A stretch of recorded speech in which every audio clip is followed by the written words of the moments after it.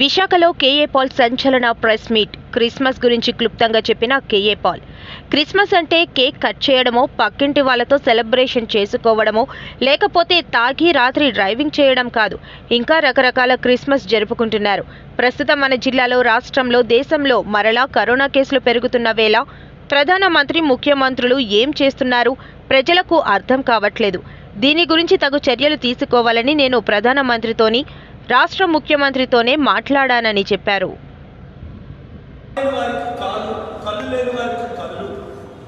మాట్లాడని వారికి మగవారికి మాటలు అంతకంటే గొప్పది చనిపోయిన లాజరస్ని లేపి 3 రోజుల తర్వాత ఒక విందులో వైన్ సరిపోదంటే వాటర్ని మంచినీళ్ళు వైన్గా తయారు చేశారు. అంటే ఇలాంటి అద్భుతాలు, ఆశ్చర్యకార్యాలు చేసిన ఇంకొక మానవుడు రక్షకుడు ప్రపంచంలో పుట్టలేదు. కాబట్టి 260 కోట్ల క్రైస్తవులు, 180 కోట్ల మహమ్మదీయులు, దాదాపు 100 కోట్ల మంది హైందవులు, దాదాపు 850 కోట్ల మంది 200 దేశాల్లో మెరీ క్రిస్మస్ అని సెలబ్రేట్ చేస్తున్నారు. అయితే పొరపాటు ఏంటంటే, మెరీ క్రిస్మస్ అంటే కార్డులు పంచుకోవడమో, పక్కింటోరికి పప్పలు చేసి ఇవ్వడమో, లేకపోతే రాత్రి బాగా తాగేసి యాక్సిడెంట్లు అయి చవడం. ఎక్కువ అమెరికాలో ఈ రోజే చనిపోతారు, 24 రాత్రులే. లేదా కేరళ నీరలని పిచ్చి పిచ్చి కేకలేస్తూ రోడ్ల మీద తిరగడమో, రకరకాలుగా క్రిస్మస్ ని ఉపయోగిస్తున్నారే కానీ రియల్ మీనింగ్ క్రిస్మస్ అర్థం ఏంటంటే, క్రీస్తు నా పాపముల కొరకు చనిపోయాడు, తిరిగి లేచాడు, 40 రోజులు మరలా చనిపోయి తిరిగి లేచిన తర్వాత 532 మంది శిష్యులకు కనబడ్డాడు. 2000 సంవత్సరాల తర్వాత మళ్ళీ నేను వస్తాను అన్నాడు. ఇప్పుడు అతి త్వరలో రాబోతున్నాడు. పాపం పండిపోయింది కాబట్టి ఈరోజు ఇంకా అందరూ రక్షణ పొందాలి అని ఆయన వెయిట్ చేస్తున్నాడు, ఆలస్యం చేస్తున్నాడు. లోకం ఏమైంది? అంతా స్వార్థమే. నిన్న ఢిల్లీ, నిన్న హైదరాబాద్, మొన్న ఢిల్లీ.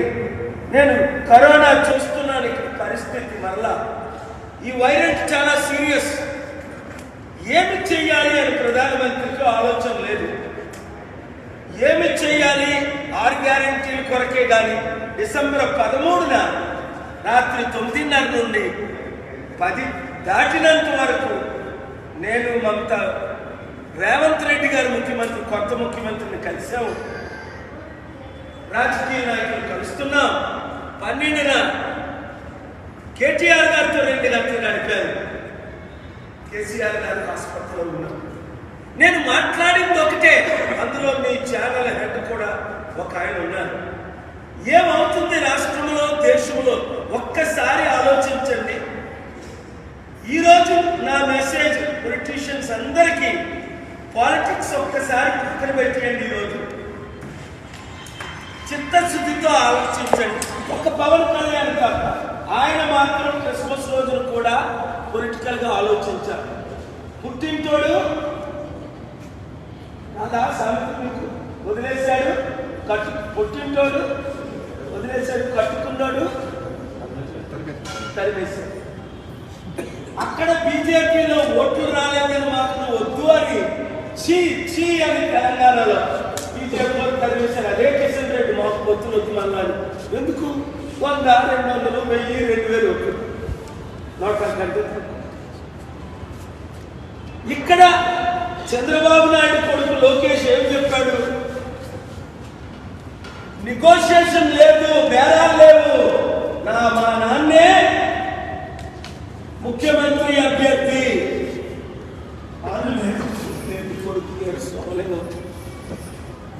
ఏదో గెలిచేస్తున్నట్టు సైకలాజికల్ గా 4 ఛానళ్ళు ఉన్నాయని ఛానళ్ళ ద్వారా బ్రెయిన్ వాష్ చేసేస్తున్నారు. సునామీ వస్తుంది, మార్పు వస్తుంది.